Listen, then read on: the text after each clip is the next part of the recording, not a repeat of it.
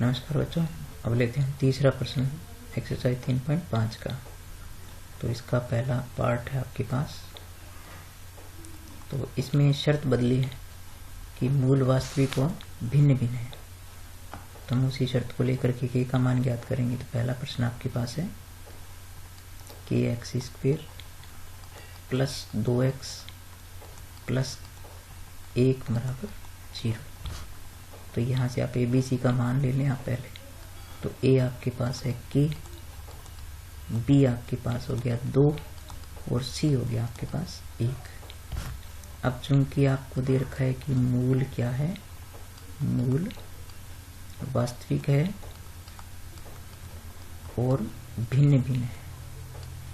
तो मूल वास्तविक और भिन्न भिन्न है, वास्तविक व भिन्न है।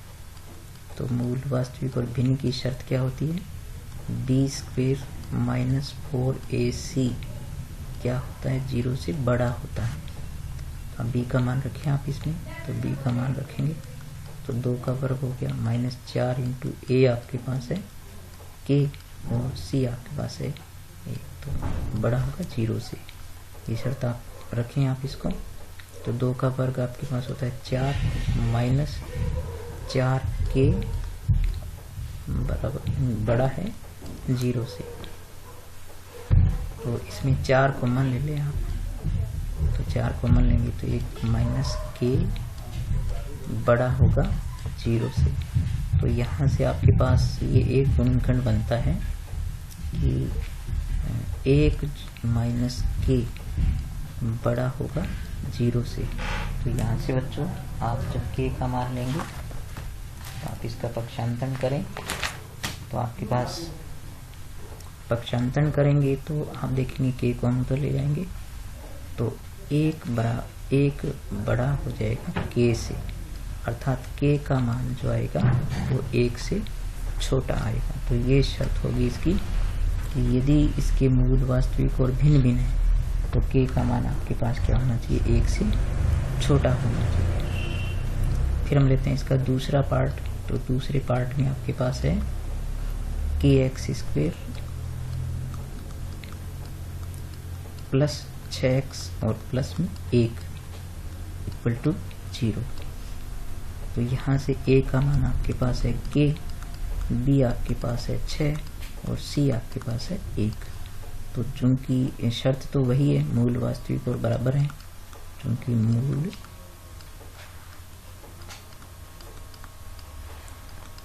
वास्तविक व भिन्न है, तो वास्तविक और भिन्न है तो उसकी शर्त ले लो। तो वास्तविक और भिन्न होने की शर्त होती है b² माइनस 4ac बड़ा होता है 0 से। तो b का मान आप रखें तो b आपके पास इसमें है 6 का वर्ग माइनस 4 इंटू a आपके पास है k और c का मान आपके पास है 1। ये बड़ा होगा 0 से। तो यहाँ से आप जो इसको थोड़ा सरल करें तो 6 का वर्ग होता है 36 माइनस 4k बड़ा होगा 0 से। अब यहाँ से आपको क्या करना है, इसमें कॉमन ले लें आप। इसमें 9 कॉमन लेंगे, सॉरी 4 कॉमन आएगा इसमें। तो यहाँ बचेगा 9 चौके 36 9 होगा और k बड़ा होगा 0 से। तो यहाँ भी आपके पास एक ही गुणनखंड बनता है कि 9 माइनस k जो है वो बड़ा है 0 से। तो आप k को ले जाएंगे उधर तो 9 जो है वो बड़ा हो जाएगा k से, अर्थात k का मान क्या होना चाहिए, 9 से जो छोटा होना चाहिए। तो इस प्रश्न के अंदर यदि मूल वास्तविक और भिन्न भिन्न होने की शर्त रखी है तो इसमें k का मान आवश्यक रूप से क्या होना चाहिए, 9 से छोटा होना चाहिए। फिर हम इसका लेते हैं तीसरा पार्ट।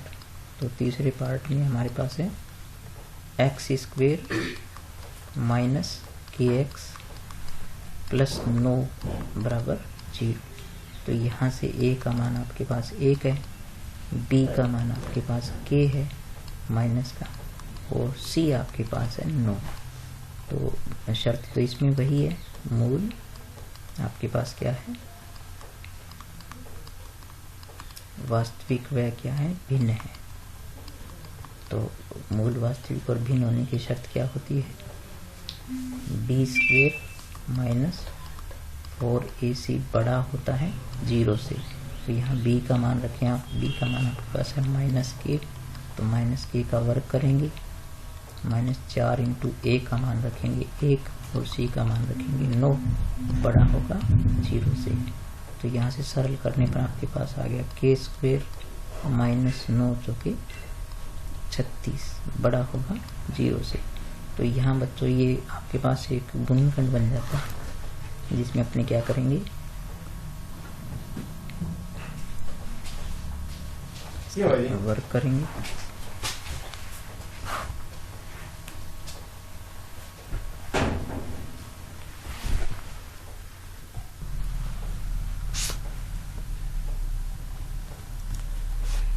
तो k स्क्वेयर -36 जिसको वर्ग बनाएंगे तो ये k का वर्ग बनेगा, ये बनेगा k का वर्ग, और 36 बनेगा 6 का वर्ग, बड़ा होगा 0 से। तो इस प्रकार से इसके गुणनखंड a square minus b square के क्या हो जाएंगे, एक बार k प्लस 6 और एक बार हो गया k माइनस 6, बड़ा होगा 0 से। तो इस प्रकार हम एक बार तो ये ले सकते हैं k प्लस 6 बड़ा है 0 से, और एक बार ले सकते हैं k माइनस 6 है बड़ा 0 से। तो यहाँ से आपके पास आएगा कि k जो है वो बड़ा है -6 से, और एक यहाँ पर आएगा k जो है वो बड़ा है 6 से। तो इस प्रकार से बच्चों k की जो शर्त आएगी आपके पास वो होगी, k जो है वो आपको पता है कि छोटा होगा -6 से, और k जो है वो बड़ा होगा +6 से। तो यदि ये शर्त रहती है इसमें कि मूल वास्तविक और भिन्न हो, तो यहाँ पर जो है वो आपके पास k का मान जो है वो -6 से छोटा होना चाहिए, और +6 से क्या होना चाहिए, बड़ा होना चाहिए। ठीक है बच्चों, ये जो b स्क्वेयर माइनस 4ac का मान बड़ा होने का, यानी 0 से बड़ा होने का वास्तविक और भिन्न होने की शर्त पर सवाल थे। और अब आपके पास ये प्रश्न है चौथा। तो इसमें ये है कि मूल वास्तविक नहीं है, तो मूल वास्तविक नहीं हो इसकी शर्त जो है वो होती है कि बी स्क्वेयर माइनस 4ac का मान होता है 0 से छोटा। तो अब हम इस प्रश्न को लेते हैं।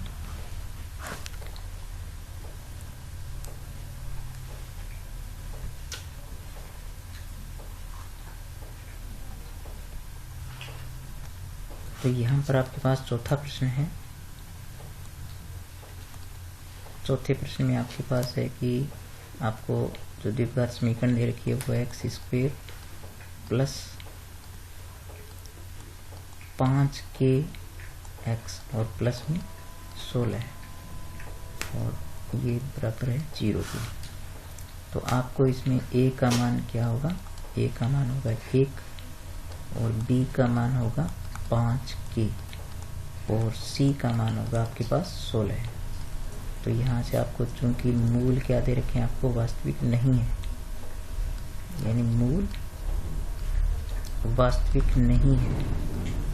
तो मूल वास्तविक नहीं होने की शर्त वास्तविक नहीं है। तो मूल वास्तविक नहीं होने की शर्त होती है कि b स्क्वेयर माइनस 4ac का जो मान होता है वो 0 से छोटा होता है। तो आप b का मान रखें इसमें, तो b आपके पास है 5k, इसका स्क्वायर हो गया -4 इंटू a का मान आपके पास 1 है, और c का मान आपके पास 16 है। तो यहाँ से ये जो मान होगा वो छोटा होगा 0 से। तो ये हो गया 25k स्क्वायर माइनस, आप देख सकते हैं कि 16 पंजे 16 जो कि 64 हो गया ये, और ये बड़ा छोटा होगा 0 से। तो यहाँ भी ये एक वर्ग गुणनखंड बनता है, तो ये हो जाएगा 5k का स्क्वायर, और ये हो गया आपके पास 8 का स्क्वायर, और ये छोटा होगा 0 से। तो यहाँ से भी a square minus b square की तरह इसके गुणनखंड करेंगे, तो ये आपके पास आएगा 5k प्लस 8, या फिर आपके पास होगा 5k माइनस 8, ये छोटा होगा 0 से। यहाँ से आप 5k प्लस 8 को एक बार 0 से छोटा ले सकते हैं और एक बार ले सकते हैं 5k माइनस 8 को 0 से छोटा। तो यहाँ से आप देखेंगे कि k का मान जो है वो किससे छोटा हो जाएगा, k का मान छोटा हो जाएगा -8/5 से आप पक्षांतरण करेंगे इसका, और यहाँ से जो आपके पास k का मान हो जाएगा बड़ा हो जाएगा आपके पास 8/5 से।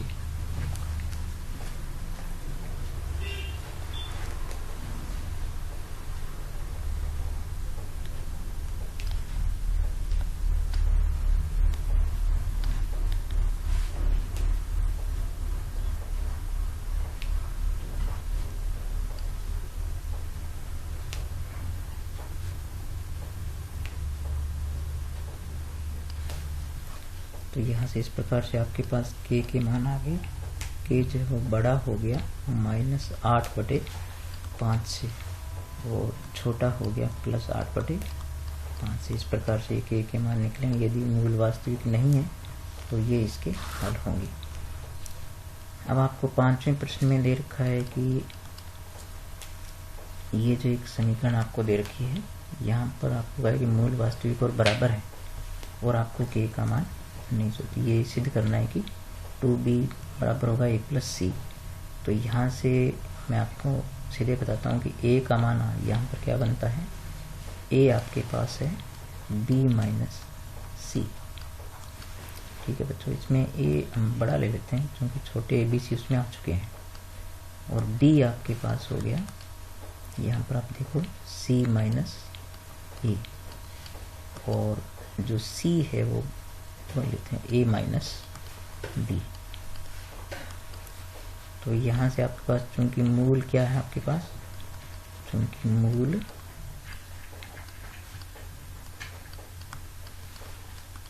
वास्तविक व बराबर है,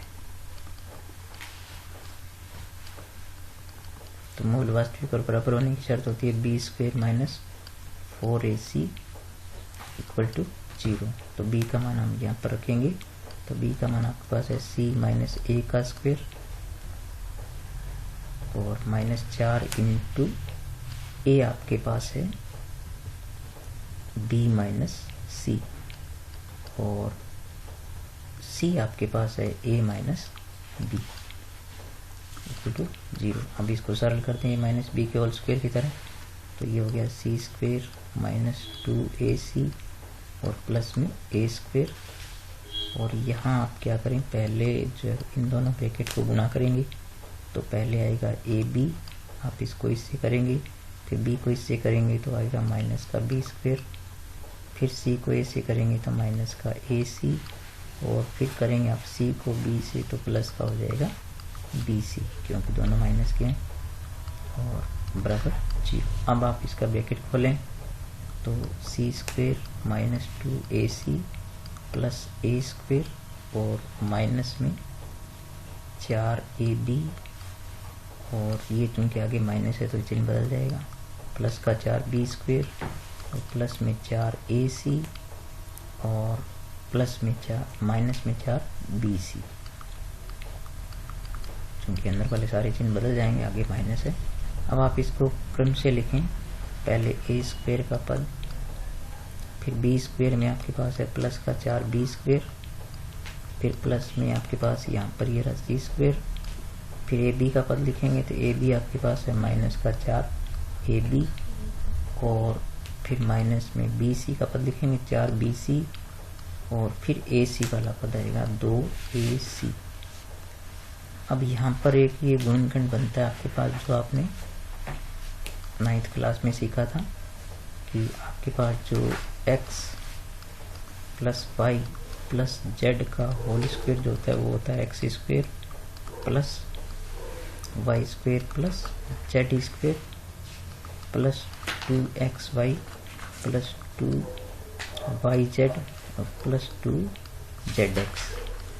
तो इसी तरह इसको आप इसको एडजस्ट करेंगे तो ये होगा a का वर्ग बनेगा प्लस में ये बनेगा 2b का वर्ग और ये बनेगा c का वर्ग, और इसको आप ऐसे लिखें, यहाँ पर लिखें प्लस में प्लस लिखें यहाँ पर, और 2 को अलग लिखें, और साथ में पहला पद a है, दूसरा पद आपके पास है 2b, और फिर इस पद को आप लिखें प्लस में 2 लिखें, और यहाँ से आपके पास क्या करें, क्योंकि 2b है दूसरा पद और तीसरा पद है c, फिर यहाँ प्लस लिखें आप, और 2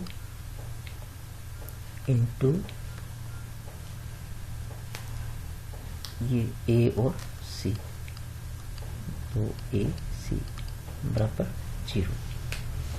अब आप यहाँ से देखें कि हमारे पास जो है वो माइनस हमारे पास है यहाँ पर,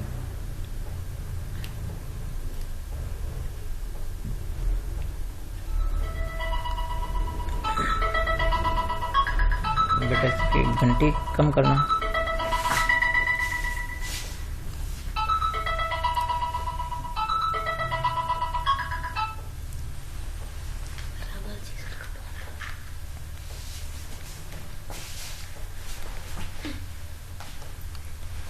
तो यहाँ पर हम देखते हैं कि हमारे पास यहाँ पर पहले इसमें और इसमें माइनस है, तो इसमें माइनस लेने के लिए हमें उस पद को माइनस करना होगा जो इन दोनों में होता है।